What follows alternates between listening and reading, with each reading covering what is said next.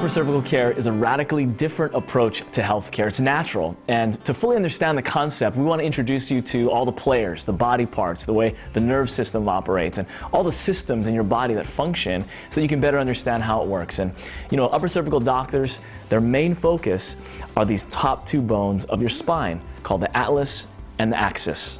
Atlas and axis. They sound very similar, but keep it straight this way.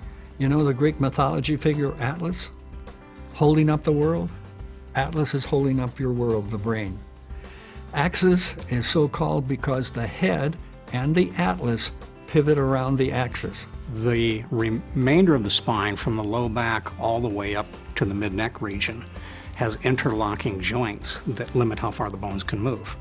But ironically enough, the atlas and axis, the top two, are not shaped the same way. They don't have the same bony locks, and the segments are held in place by muscles and ligaments. And so as a result, it's a more unstable area, and that's of course what gives us a tremendous amount of mobility we have in the neck area. The problem is, with that increased mobility, it does make us more susceptible to injury in that area. The part of your nerve system that connects the brain to the rest of your body is called the brainstem, and that controls this healing process, the healing communication from your body to your brain. Now, the trick to this whole system is that the brainstem flows through those top two bones in your spine, the atlas and the axis. One of the upper two bones in your neck can get misaligned to the point two things happen. One, it actually can squeeze down on the brainstem. When that happens, the normal nerve transmissions and the healing mental impulses that go from your brain to every part of your heart, liver, lungs, kidneys, arms, legs, even back up into the head, face, and neck, those messages can get interfered with. If that happens, then wherever those messages were intended to go will cause that part of the body to malfunction, possibly even shut down altogether. That's when people get sick, disease sets in. So the main goal of upper cervical care is to remove any interference on that nerve system so that your body can operate at its very best and heal itself from the top down, inside out. We're not treating you for a certain condition. We're removing interference so that your body can heal itself, get itself back to normal function, whatever that condition is, that can get back to normal function, and you're healed. Do we as upper cervical doctors, do we treat diabetes? No. Legally, we can't even say we treat conditions, but we treat the body, okay? We correct the cause of the problem. We don't treat the problem. That's the problem with the healthcare system today, is that they spend so much time chasing symptoms, chasing diseases, when all healing resides within you. And if we can just remove the interference in that healing process, then the body will heal on its own. That's what upper cervical is all about. So you see how radically different this style of healthcare is? You know, the concept is simple, it's completely natural, and amazingly, it can aid in the powerful innate healing and wellness process that your body goes through to combat disease and ailments and any problems that you're having in any part of your body, from the top of your head to the soles of your feet. There's hope. There's hope for people that have been suffering. There's hope for people that have been sick for years. There's hope for people that have been told there's nothing else that can be done. Upper Cervical Chiropractic saved my life.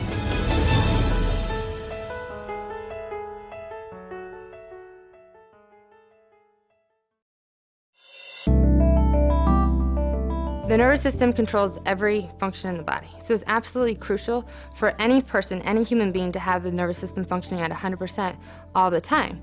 That way they can have the best chance to be as healthy as possible and to not have chronic illnesses and diseases and ailments form later on in life. You know, the more we understand about computers, the more we understand about the nervous system. And we know computers are limitless capacity, and it's the same thing with the nervous system. And the nervous system actually is what animates the human body, and it's also what regulates the healing process. Brain health and healing messages leave the brain by way of the brain stem, pass through the neck, down the spinal cord, out over the entire nervous system to all parts of the body. These messages control everything that goes on in the body. These messages also direct all body healing. If that spine's on that zero position, the nervous system's wide open and life is good. If the spine's off that zero position, sometimes even a measurement of 3/4 of a degree, it will create stress in the entire body from it. It doesn't take much to really create that distress. So let's say one of the top 2 bones in your neck gets misaligned just enough to cause some irritation, to interfere with that nerve flow from your brain to any one or multiple parts of your body. Well, if where those particular nerves go do not get a full amount of nerve flow, then that part of the body is not going to work the way it's designed to work. So let's say, for example, you eat a candy bar, okay? Sugar goes into your system. All right, now in the stomach you have sensors there that will send a message to the body, or to the brain I mean, telling the brain, hey, we got sugar in the digestive tract. We need to get the sugar out of the digestive tract into the bloodstream. So then the brain then sends a message down to the pancreas, telling the pancreas, hey, we need to produce insulin. Well, let's say there's a bone misaligned here, and it's interfering with that nerve flow to that pancreas. Well, it may be interfering 1%, 2%, 10%, 50%, anything less than 100%, your pancreas isn't going to be working the way it's supposed to, thus you get diabetes, okay? Now, let's say you were to go in here and we were to find that, and we were to correct that misalignment. Now all of a sudden you get 100% of that nerve flow from the brain down to that pancreas, and then the pancreas again starts functioning the way it was supposed to. You get the full amount of insulin in the system, the sugar is taken out of the digestive system into the bloodstream. Now all of a sudden you no longer have diabetes. That 1 millimeter affects your nervous system, and because the nervous system controls everything, that's why that has such a powerful impact. Correcting that allows your body to finally heal.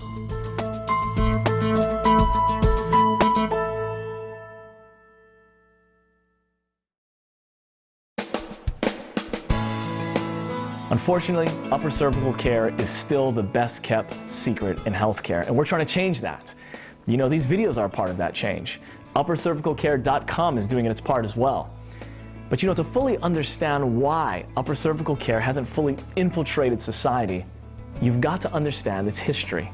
In 1893, a man by the name of Daniel David Palmer, went by the name D.D. Palmer, he was working in his office one night, and he had a janitor there that was telling him about how he lost his hearing like 17 years ago. And what happened was he heard a little pop sound up in his neck, and then all of a sudden his hearing went away. Well, D.D. said, well, let's take a look at your neck and see if maybe we can figure out what happened to make you lose your hearing. So when he started feeling around his neck, he felt a little lump, and what happened was he pushed on that lump and made a popping sound. Well, at first nothing happened. So he did it 3 days in a row and pushed on that lump and popped that neck, and boom, his hearing came back all of a sudden. So D.D. Palmer said, I've got the cure for all deaf people. D.D. had people coming from all over the world with deafness. Well, not all the deaf people got their hearing back, but what he found was that a lot of other conditions started clearing up. People had kidney problems that cleared up, and heart conditions and stuff like that. So then his son comes into the picture, B.J. Palmer, who is known as the developer of chiropractic, because he took what D.D. was doing, which was basically pushing up and down 3 times on each side of the spine, any high spot, just pop, pop, pop, pop, popping anything he could pop. And some people got better, some people didn't. B.J. decided, hey, we need to narrow this down. We need to find out why some people are getting better and some people aren't. So in 1935, B.J. started a research center. And he started off with just like what D.D. did, and was adjusting all the way down one side and all the way back down the other side, was pushing all the high spots. And he narrowed it down and did less and less and less, and he found his results got better and better and better. And when it was all done, and by the end of his 16 years research of only the worst of the worst cases, he found that it was one of the top 2 bones in the body, the upper cervical spine, that was the cause of pretty much all of these ailments. So that was in 1951, by the time the research was finished. Well, during that time from 1893 to 1951, there was a lot of people who learned D.D. Palmer's process of adjusting up and down the spine, up and down the spine. Well, by 1951, when the upper cervical research came out, there had been a lot of other schools had popped up all over America that were teaching people how to adjust the entire spine. Well, B.J. Palmer did the upper cervical work, and then he later left the clinic and died in 1961. Well, that was only a 10-year span where upper cervical was taught at a full-time level out of his school. When BJ passed, his son, David Palmer, then took over the college. Well, BJ Palmer was known all over the world. He had been to the White House with 4 different presidents. He took care of Dr. Mayo and his family from the Mayo Clinic. He was world-renowned. Well, his son David had kind of lived in his shadows, so when BJ then passed, David Palmer came in and he removed everything that had BJ on it, removed all the upper cervical stuff, and went back to the full spine model, which is taught in most of the schools across the country today. So even as recently as 20 years ago, I would say there were a handful of upper cervical doctors. Now in the last 10, 12 years, there's been a real surge in growth and popularity in upper cervical, especially the last 4 or 5 years with the production now of documentaries on upper cervical, huge conferences. Now we've got postgraduate diplomat programs. So now the upper cervical work is really starting to pick up some momentum, which may be why you're hearing about it now because of web pages such as this.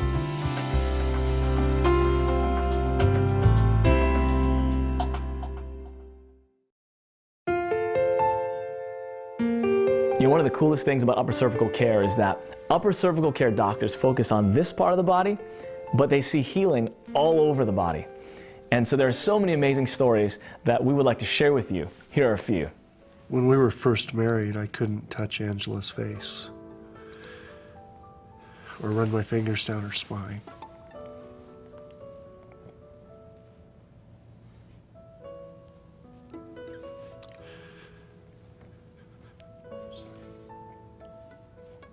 I've always been very proud of how she handled all that pain. At school, sometimes kids do these posters and they put their hands in paint and they stick their hands on the poster. And she wrote this, it was Father's Day, "Dear Dad," and of course they helped them write this stuff, but it was in painting. "I really love you, I hope you get well." 2 little hands. She knew I was sick. She didn't know why. And I didn't know why. He's about 7 years old, and since birth, he's been paralyzed. A whole half of his face completely paralyzed. And the doctor said, there's absolutely nothing we can do. You're gonna have to live with this for the rest of your life. He started under care a couple months ago, and now he has a crease on his inside of his lip when he smiles. He can smile with that side of his face, and he's starting to be able to move the upper part of his eyebrow and eyelid. So it's amazing. So I got off the table, and for the first time, my low back pain was gone. My neck and shoulders it was just like somebody just untwisted a tight dish rag or something, and it just dissipated.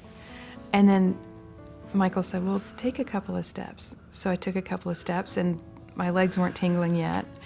And because I had, I guess, neuropathy, I think is the name of it, but anyway, the tingling. And I took a few more steps, and it didn't. And so I said, well, why don't you walk out to the mailbox? Because I hadn't been able to go out to the mailbox, which was only about, what, 20 or 30 feet? 20 feet, yeah. So I put on my tennis shoes, and I walked out there, and I kind of just kept going. I walked a mile. So, the next day, I go off to work. I'm in my skirt suit, my heels, carrying my briefcase, the whole thing, walking the 3 city blocks to get into the office. Nobody has a clue. I meet everybody, go through the orientation. No one has a clue that I was like almost immobile for the year before that. She's dragging her left leg, walking with a cane. Okay, so we X-ray her, adjust her on Thursday night. Saturday morning, she came back into the office to be rechecked.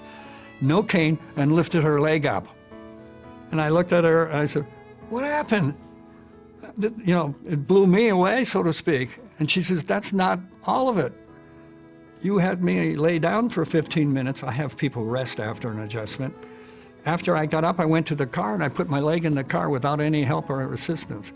That was 20 minutes later. She'd been walking with a cane and dragging that leg around for 6 years. You see why I won't retire? And I could hear everything. And the ringing stopped.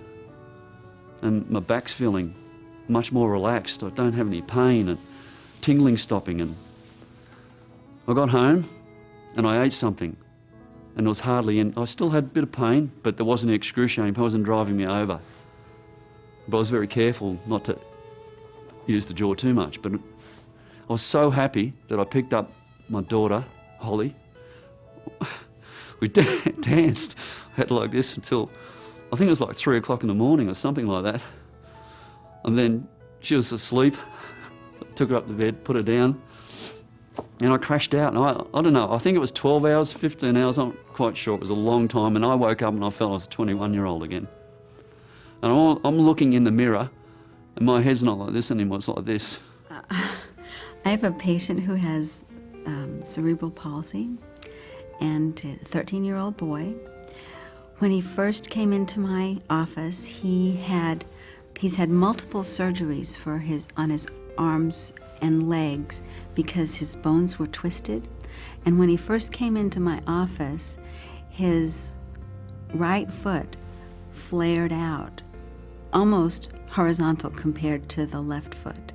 The next time he came in to see me, his foot was almost parallel to the other one. The next time, 3 days later, he came in to see me, his foot was almost parallel.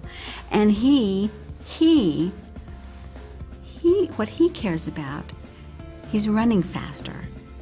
His teachers report that he's doing better in school, and I mean, it's changed his life.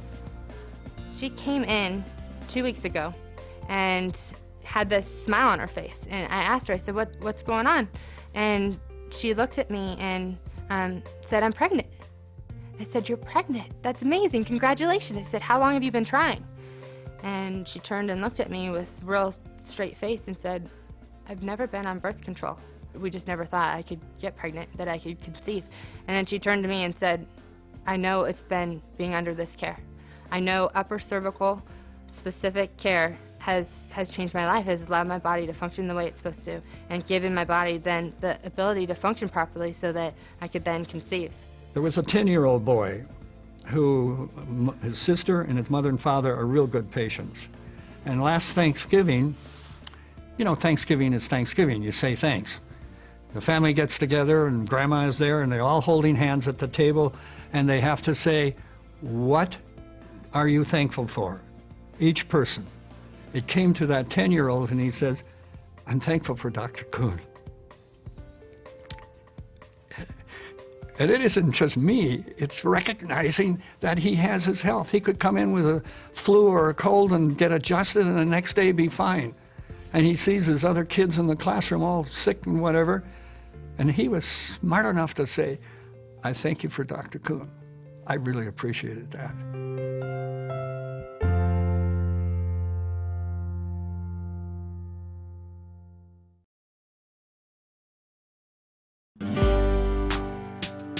Upper cervical care is a radically different way of looking at healthcare. You know, when people start to understand more about it, they get excited about it, they understand that we're dealing with the top two bones in their neck there. They begin to see how it relates to their nerve system and how removing interference on that brain stem when one of those bones are misaligned can really bring health to their body. It's a natural way of looking at healthcare. And you know what? All the information in the world's not going to help unless someone takes some action. So tell us a little bit about what happens after someone says, yeah, I want to check this out. I want to see an upper cervical doctor. Well, obviously the first step would be to pick up the phone and call the upper cervical doctor nearest you to schedule your appointment. Now, when you go in for that appointment, there may be some paperwork that needs to be filled out, get a little bit more history on the patient's problem. And then they'll go back and have a consultation with the doctor. And there the doctor will dive even deeper into that person's history and if there's been any traumas, anything that could have led them up to the point that got them into that office on this particular day. Then they'll take them back and do an upper cervical evaluation, which is a very specific analysis to determine if that patient actually has a problem in the upper part of their neck or not. If they do find a problem there, then they take it to the next step, which is to take a very specific set of X-rays to determine exactly how that upper bone or upper bones are positioned or out of position, and possibly leading to the person's condition that brought them in today. So those X-rays are super specific and they're tailored for that patient, and the doctor is able to then evaluate those X-rays and then set up a second visit. Typically, the doctor will be able to look over those X-rays on that evening, usually that first visit. So the patient could come back in as soon as the next day. Where then the doctor will actually go over those X-rays with the patient. They'll actually show them, okay, this is the position of the bone now, and this is where it's supposed to be, and this is how we feel it's causing your problem. Now, also on that second visit, they'll give them their first correction, which means they'll actually reposition that bone back where it's supposed to be. So this is a very gentle correction, very different maybe if you've experienced even chiropractic care, and we're trying to correct. Some people don't like to call it adjustments because we don't want to adjust forever, do we? We really want to correct and free up that brainstem to operate properly. So then there's a follow-up visit, right? There's one more? Well, if that doctor determines that he can't help them, then they'll set up another appointment for the patient to come in and go through a very specific care plan for that particular patient. Every patient's different, obviously, so they all require different type of plan. So that doctor will go through that patient's history, the X-rays, and put together a tailored program to help that person get well. And they'll usually go over that on the third visit. Also, based off of that plan, they'll put together a financial plan to go along with it to make it affordable. And does insurance cover some of the upper cervical care? Is that part of that? Yeah, if you have chiropractic coverage, then it will pay for upper cervical care at the same time. And then we will put together a variety of different payment plans, best suited for each patient, just to make sure that it'll be affordable to them. This is different than some people that experience in chiropractic care, because this is something that, it's almost like you're trying to get out of their life, aren't you? Because you're trying to say, hey, we're trying to correct you and free you and hold that correction, right? So it's not like we want to see you 3 times for every week for the rest of your life, is it? Right. See, that's what's so good about upper cervical care is we have a system to check to see if there is a problem or not. And obviously, as you're correcting a problem, eventually it's going to start to stay corrected. We probably correct or adjust less than half of what general chiropractic does. So you may not be corrected every single visit. Oh no, if you are, there's something wrong. Yeah, so we don't want that. That's not our no, goal. Our goal is to fix the problem, and it's not, if it's not starting to hold, then we need to do a reevaluate what's going on, why it's not holding. All the information in the world is not going to help unless you take action. At uppercervicalcare.com, you click the Locate a Doctor button. There's an interactive map. There's other different ways that you can find a doctor near you. And you don't have to be in pain right now. This is a new way of looking at healthcare. It's preventative, and it's really, we want everybody to operate at 100% capacity naturally and living your best. So take action today to find an upper cervical doctor.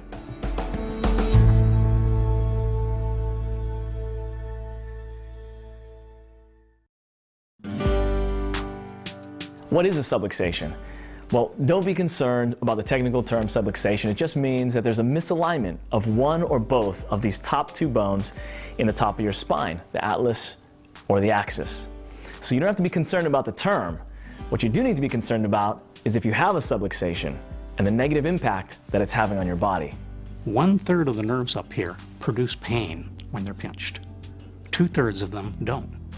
So you see, 2/3 of the people are walking around like this saying, I don't need a chiropractor, I feel fine, okay?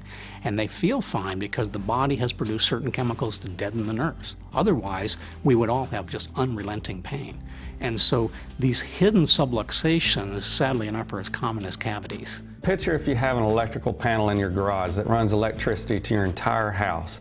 If the switches down below you flip those breaker switches, they run power to the regions of the house, but that main power switch turns on power to the entire thing.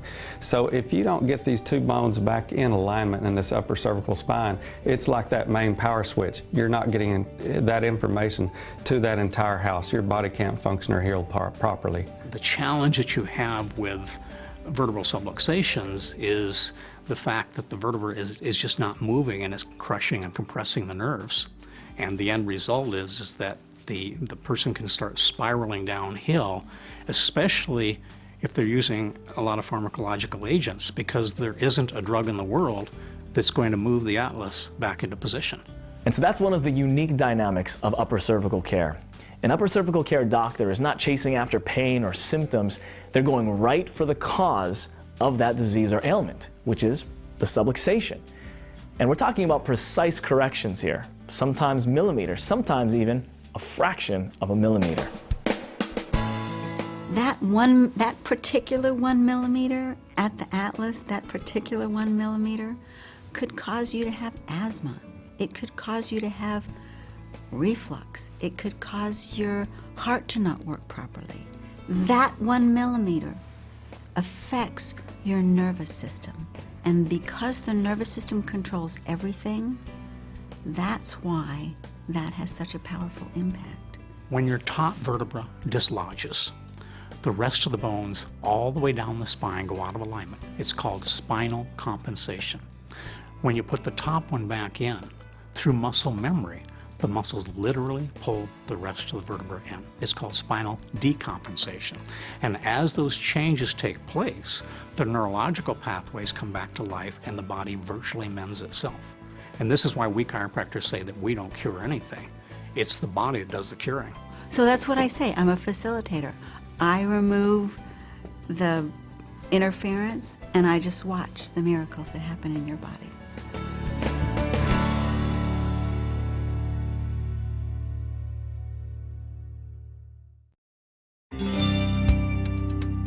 To better understand how upper cervical care works, you really got to understand all the players involved in the system, your body parts, and how your body functions. We've got the top two bones at the top of your spine, the atlas and the axis. Your nerve system flows through those top two bones. And your nerve system is like the superhighway of communication throughout your entire body. And where is that communication coming from and going to? That's right, your brain. Sometimes patients really have a hard time grasping upper cervical because it makes too much sense. They ask me, could it really be that simple? And yeah, actually it is. It's as simple as stepping on a garden hose. Let's say, for example, you have a garden hose connected to a water spout, okay? Turn that garden hose on, water's flowing freely. Well, you come over, you put your foot on that garden hose. Now what's going to happen to the water coming out the hose? Well, obviously it's going to be diminished, possibly even cut off altogether. Well, the same thing happens with your body. I think that most people recognize that the world's greatest drugstore is within your own body. It knows how much cortisone to produce and how much antihistamine to produce. It even knows how much cholesterol to produce, provided the system that regulates that is able to do so. You have to deal with that life power and respect it and work with it. Don't fight with it. Let it have its way. You can do that when you get rid of the cause of the interruption between the source and the body by correcting the upper cervical vertebral subluxation. So if the brain can't communicate with some part of the body, it's going to get sick. But if the brain can communicate with all parts of the body, we stay well. That's the simplicity of it. That's the simplicity of it. And people can't, you can give them the garden hose analogy that there's a source for the water and you step on the hose and the water doesn't water the grass, and when you remove your foot from the hose, the water comes out and waters the grass and the grass grows. And it's too simple for them. It's just too simple. There's got to be something more to that. We've got to spray something on the grass. We've got to add something to the ground to make it grow. We've got to intervene in that. And the wonderful thing about the body and the complexity of it is that it's intelligent in itself. It's a self-healing organism. It just doesn't need any interference to its function. And all we do is correct that, and we can expect health.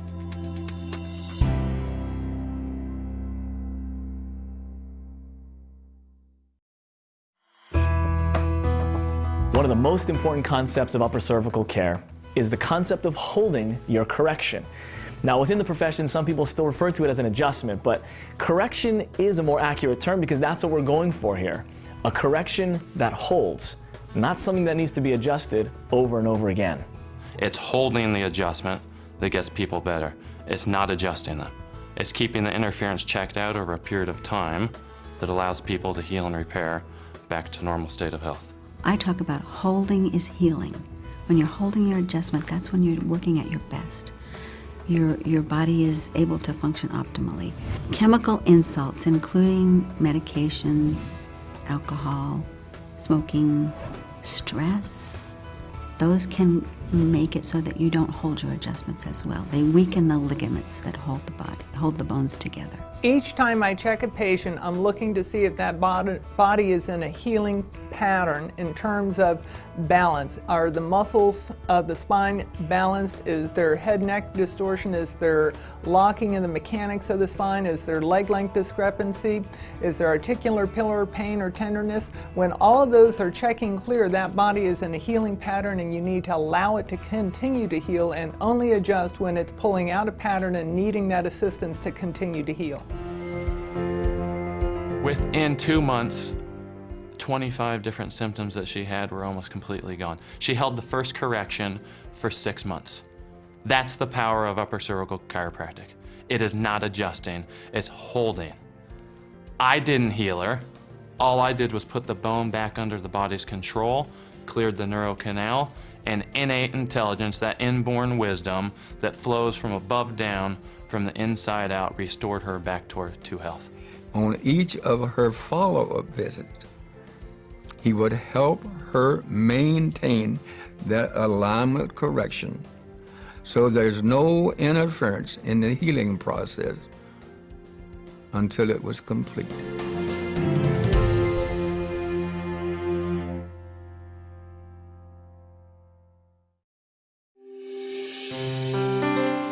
How long will it take a patient to get better on upper cervical care is a very tricky question, because it really depends on multitudes of different factors. You know, how old the patient is once they come into an office, how long the problem's been there, what degree of damage we see on an X-ray. So really it encompasses many different factors. So we can see people get immediate symptomatic relief or problem relief right after a correction, and sometimes it might take months or years to the body to completely resolve itself of a health condition. And it also depends on what your lifestyle factors are like. Maybe, you know, if you're a smoker, or if you have any kind of emotional stress or physical stress, maybe you have a demanding job. So a lot of those factors take into play, and really when it comes down to is that you have to know what it takes in all aspects of your life to regain health. 25% of the patients we adjust within the first week, they have what I call the wow experience. Wow. If I had known about this 20 years ago, I would have been here 20 years ago. The other percentage of patients, they slowly start to come out of their problems. And that makes sense. If you've been suffering, had tissue damage and inflammation and ligament damage and all sorts of problems, it's not going to happen overnight. But it took 5 years to completely correct that neurological situation.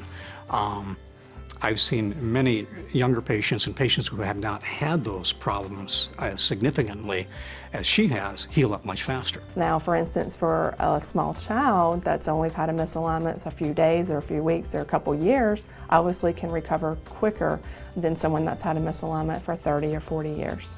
How long you've had your subluxation plays a major role.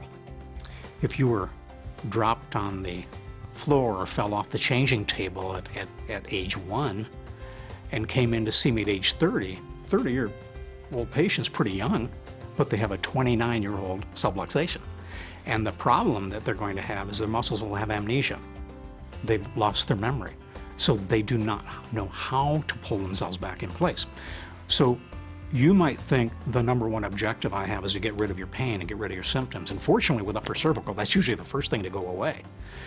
But what I'm really concerned about is getting the memory back in those muscles and ligaments so that they can start pulling the segment back in on their own. I don't want to follow you around the rest of your life when you go to Yosemite, well, maybe when you go to Yosemite, Hawaii. But what I'd rather do is have that spine regain its memory it's supposed to have and learn how to fix itself.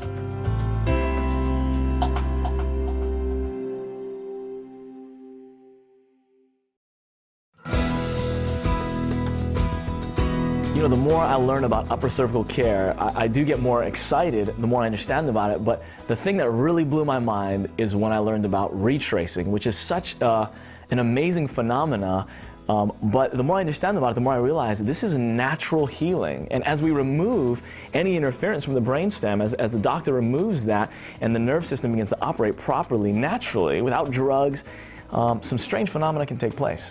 Yeah, you know, most people have never been through a real healing process. You know, you have symptoms through life, let's say headaches, low back pain, whatever. Okay, well, typically you'll take a medication. Okay, right. Well, no medication in the history of mankind, as you know, have ever healed anything. Sure. They just temporarily cover the symptom up, giving the body enough time to adapt or compensate to whatever is causing that problem. Well, this happens over your lifespan, and so when you get to under upper cervical care, you actually go through a real healing process, and it's not just a healing of whatever brought you in, it's a total healing.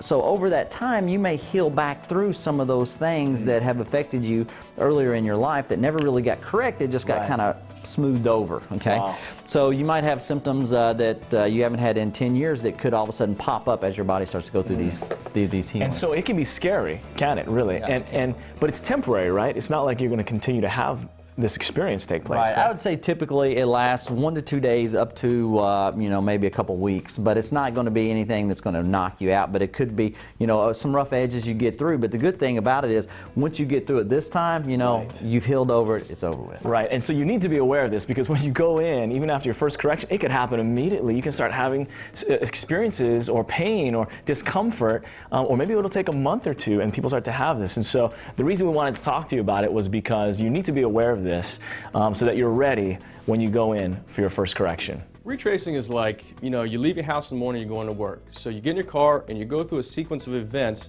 to get to work. You might pass a couple hotels, a couple McDonald's, and you get to work. So when you come home, you actually backtrack and go through that same sequence, maybe backwards. You pass the same hotels, pass that McDonald's again to get back to your house.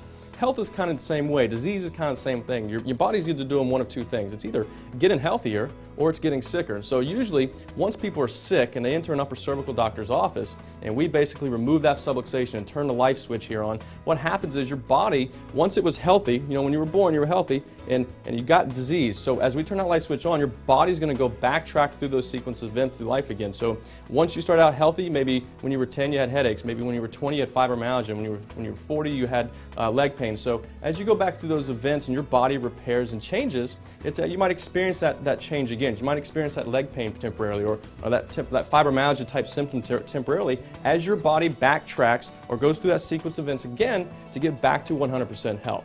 So retracing is actually a unique phenomena in the process of regaining your health. We have patients all the time. I could tell you story after story of tennis players that come in that rip their rotator cuff up 20 years ago, have a surgery. You get them corrected and they come in a week later and say, I don't know, and I don't explain to them retracing the first visit, I don't know what you did to me, but 5 days after I was adjusted, all of a sudden my rotator cuff started bothering me. And you know the funny thing? 20 years ago I had a rotator cuff injury, and I'm feeling that same pain. And not only do I hurt in that area, I'm emotionally feel like I'm back, and it's almost like a flashback. You'll hear this. He had severe migraine headaches for months, and of course went to all these different specialists and weren't able to get help. Well, he came to me for that, and did not even mention that he had lower back issues 20 years ago, because obviously that was not an issue. So as we were correcting his spine, let's say his head was tilting this way, his shoulder was tilting this way, and his lower back was tilting. Well, he had an injury 20 years ago for this lower back that his body has just compensated over the years. At the time, he didn't have lower back problems. The pain was he was presenting with migraines. Well, as we got the body back aligned, his head got straighter, his shoulders got straighter, and his legs got balanced, which means his pelvis was realigning, and the lower back pain came back. And it was, I just explained to him, well, as his body was readjusting, it never healed properly 20 years ago. So finally the body was able to, as the brain was sending the messages down to the lower back, was able to heal that lower back, and he was able to recover not just from his migraines, but that reoccurring injury that he had from his lower back. Upper cervical in the human body is more than just pain and symptoms. Every single experience you've had in your life is stored in your central nervous system. Emotions, physical pain, events. So we don't just see physical things happen in our office. In fact, the most profound things I see in my office are people with emotional disturbances. And the very thing that was missing was this idea of the structural misalignment, the stress on the nervous system, and how that affects me on that feeling, emotional, and mental level, not just the physical. So with retracing, it's not just physical experiences, but it's emotional as well. Right. Most people don't realize, but the brain is really just an organ, just like the liver, lungs, kidneys, hearts. Okay, it's innervated by the nerve system. When you have a thought process or an emotion or memory or something like that, it's not just a spark going off in a part of your brain and it stays there. It actually travels. Okay, this is in any neuroanatomy book. It'll start in one part of the brain. It'll travel down to that brain stem, and then the brain stem, like the switchboard operator, will send it to the part of the brain that's to interpret that message. Okay, so boom, boom over here. Okay, so if one of those bones have been misaligned and interferes with that mental transmission from one part of the brain to another part of the brain, then it can interfere with that. For example, emotion. And let's say it was a feeling of sadness or something. You know, that message never got fully expressed.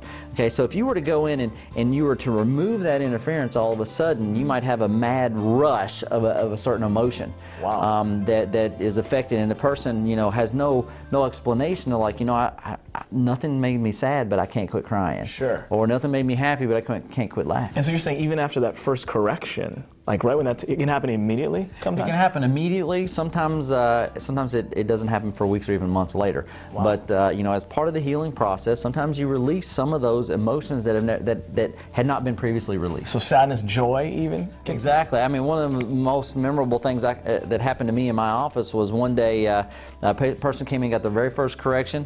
I took them out in my office. I have a rest area where you lay down for a few minutes to make sure that we got the correction. And so I walked out there, and she'd been laying down. I walked out there, and there's 10 people laying down, and they're all just belly laughing. And I walked down like, what is going on? Wow. Well, the one patient said, I don't know. She said, but I just can't quit laughing. And laughing's contagious. Right. So once she started, it dominoed. Everybody in the whole place was just dying laughing. Unbelievable. And it just happened after our first correction. Boom, that comes back. It's a strange phenomenon, but it's natural. And a lot of people obviously don't know about what it means for your body to naturally heal itself, but it's temporary, right? I mean, you're not going to be experiencing this forever. Typically, it'll happen within the first 2 or 3 corrections, or possibly even 2 or 3 weeks down the road. But it only lasts, sometimes it'll last for a few minutes, up to maybe a week or so, depending on what type of retracing it is and how long you'd had it previously. Unbelievable. So that's what we got to talk about that, because you need to understand what's happening before you go in, because it can be a shock to people. But that is the amazing phenomena of retracing.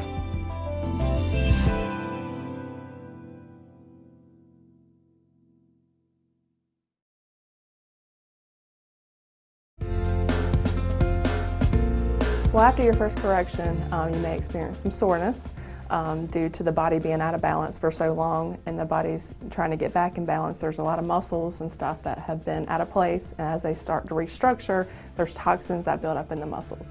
So the muscles have to get rid of those toxins, and that's why you could be sore. So we encourage patients to drink tons of water so that doesn't happen. Another thing is patients may not experience anything at all. That doesn't mean it's necessarily a good thing or necessarily a bad thing. It just may take time for that body to heal. And then the third thing, some people may experience relief. As patients come in, they may have a headache, we do an alignment, and then the headache could go away, for example. Patients will come to us and say, you know what, I'm no longer having bladder issues, and we never knew they had bladder issues. The body just starts to heal itself. We don't know what it could possibly be helping. Within minutes, some things started to happen. Positive things. It was almost like my whole feet started to warm up. When she turned that switch on and opened that up, so that brain stem that's set right in the center of those two, when she opened that up, the first thing my brain stem did is it heard and felt this pain. And I'm sure it said, "What are you doing?" And my jaw went, "I'm pouring it on." And my brain said, "Stop that." And it stopped. That was the only adjustment I ever gave her. She made it a miraculous recovery. Lived 15 years after that. Friends and neighbors called it a miracle.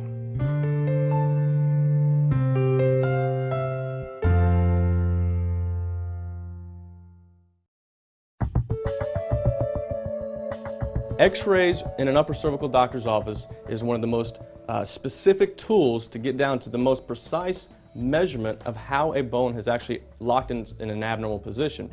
So for an upper cervical doctor to utilize the proper care for a patient, we need to know how that bone is moved, even to the nth degree of millimeter, because that millimeter of misalignment can mean literally life or death. Each patient that I wish to adjust accurately, I need to pinpoint the cause of their subluxation and what that pattern is. Without that blueprint, I'm only guessing. When the spine misaligns, it's not that this bone goes out of place. It only goes out of place in relationship to everything else. So what we do then is from this central zero point, the X-rays that we take from the side, the front, and the top, what we're looking for is to see how much forward or backward, how much turning side to side, and how much to the right or the left. Well, there's 274 different ways the bone can misalign, and I would want to be very specific on how we align it so your body can achieve the best health. And so we actually have to take precise X-rays of the neck to find out just exactly how far that upper cervical subluxation is out of alignment, so we know exactly how to adjust it back into place. And if you know the exact angles and degrees, it doesn't take much force. And my X-rays are very specific, and that means we take 9 X-rays. 2 of them are in stereoscopic. I want to know where that bone is, and that means not that it just slipped right or left. Did it go forward and up to the right? Or did it go back and under to the right? If it went back and under, I want to adjust it back towards center. If it went back and under, I don't want to be over here. I certainly don't want to be on the other side. I'm stressing a millimeter to 2 millimeter misalignment, so this has got to be finessed. We are very, very, very precise and specific, and it begins with the X-rays. They have to be perfect because they show us how the bones have moved out of alignment. And what I'm looking at on the X-rays is a millimeter misalignment, 2 millimeters. So I have to take that X-ray perfectly. We spend an enormous amount of time learning how to do these films so that we can get the perfect film, so that I can know exactly what is going on in your spine.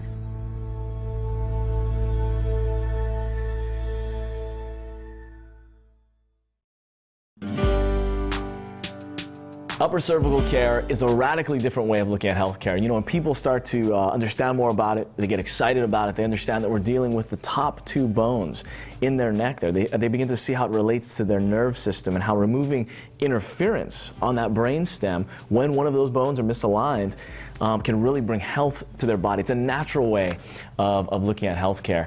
And you know what? All the information in the world is not going to help unless someone takes some action. So tell us a little bit about what happens after someone says, yeah, I want to check this out. I want to see an upper cervical doctor. Well, obviously the first step would be to pick up the phone and call the upper cervical doctor nearest you to schedule your appointment. Now, when you go in for that appointment, there may be some paperwork that needs to be filled out, get a little bit more history on the patient's problem. And then they'll go back and have a consultation with the doctor. And there the doctor will dive even deeper into that person's history and if there's been any traumas, anything that could have led them up to the point that got them into that office on this particular day. Then they'll take them back and do an upper cervical evaluation, which is a very specific analysis to determine if that patient actually has a problem in the upper part of their neck or not. If they do find a problem there, then they take it to the next step, which is to take a very specific set of X-rays to determine exactly how that upper bone or upper bones are positioned or out of position, and possibly leading to the person's condition that brought them in today. So those X-rays are super specific and they're tailored for that patient, and the doctor is able to then evaluate those X-rays and then set up a second visit. Mm-hmm. Typically, the doctor will be able to look over those X-rays on that evening, usually that first visit. So the patient could come back in as soon as the next day. Where then the doctor will actually go over those X-rays with the patient. They'll actually show them, okay, this is the position of the bone now, and this is where it's supposed to be, and this is how we feel it's causing your problem. Now, also on that second visit, they'll give them their first correction, which means they'll actually reposition that bone back where it's supposed to be. So this is a very gentle correction, very different maybe if you've experienced even chiropractic care, and we're trying to correct. Some people don't like to call it adjustments because we don't want to adjust forever, do we? We really want to correct and free up that brainstem to operate properly. So then there's a follow-up visit, right? There's one more? Well, if that doctor determines that he can't help them, then they'll set up another appointment for the patient to come in and go through a very specific care plan for that particular patient.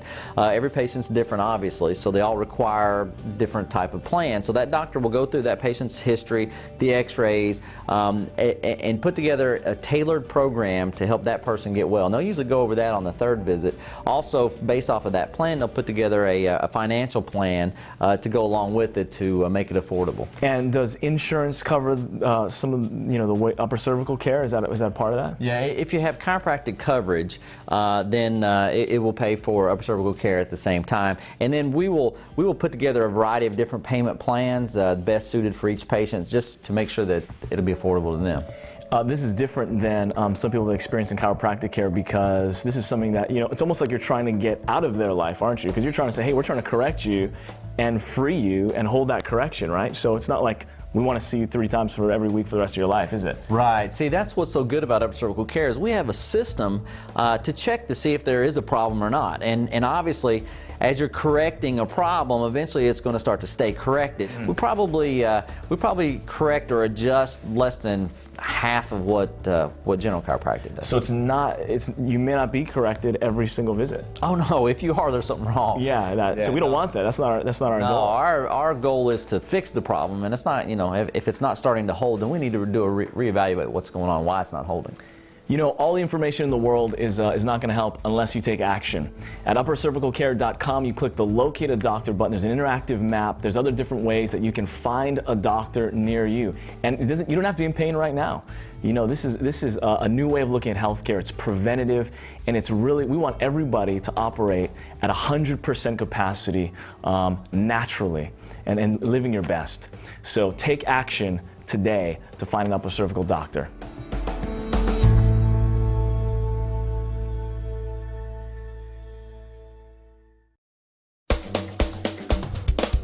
Upper cervical care can actually help anyone with a nerve system. Nerve system controls your health, nerve system controls function. So whether you're an infant, or whether you're grandma and grandpa, or maybe somebody with a condition already present, or that person who is a top athlete who wants to perform better, upper cervical care can really help anyone perform and be at their best. I've had patients from their first day being born and they had a subluxation, which means that that body was out of alignment, putting pressure from the brain, trying to communicate down, and that baby did need a correction at that time, even though the baby was day 1. The youngest patient I've ever adjusted was 3 hours old. My oldest was 94 years old. It's just awesome working with kids because they respond so quickly. And it's so great to be able to work with a child and know that they're not going to have to suffer the things that other people have suffered throughout their life. To take care of the cause of that problem before it ever happens. Some people feel that children or infants can't go out of adjustment. And I find about 50% of the kids I check are blocked out of alignment. And interestingly enough, we find constipation, we find colicky problems, we find ear infection problems, and all sorts of problems that kids can have. What concerns me is if that child falls and hits its head on the fireplace hearth, or hits its head on the coffee table, something's got to give. And just because you don't see any blood doesn't mean damage didn't happen. And oftentimes you'll find you've got this kid that you're calling it the terrible twos, and it might very well be the terrible atlas that's giving them trouble. Getting a child checked following birth is one of the most critical times to check a child because the functioning of the brainstem is critical to their development. All I've ever seen are miracles. Children, older people, with all sorts of afflictions. Within just a couple of weeks, the pain was gone and never came back. That was 4 years ago. Now, she still comes to see me after her soccer tournaments to get checked because she knows at 15 that when her spine is out of alignment, she's not doing as well. She doesn't play as well. She doesn't feel as good. I love my high school athletes. They are so much fun. If you could imagine if she would have had the opportunity as a child to have gotten checked, to have had her nervous system checked as a child, before her first symptoms of asthma ever even arrived, before she had hypertension or diabetes, before all those things occurred, if she would have had her nervous system checked, I'm very confident that her whole entire life, the past 20 years, would have been dramatically different. Her potential as a human being and her quality of life would have been very, very different. And so it's exciting to be able to educate people about that so children can have the opportunity and more people can know about it so they can live as healthy a life as possible and not have to be faced with huge obstacles down the road because the nervous system wasn't functioning right for over 20 years. The mother who brings her son in, 2 months old, screams for 2 hours every night because he has colic. That child is experiencing pain, but also the parents are experiencing pain. It's the anguish of, there's nothing I can do. And they tried everything. And then after the child is adjusted, sleeps like a baby. That's what I love to see. So every day I touch people and they feel better. It's so cool.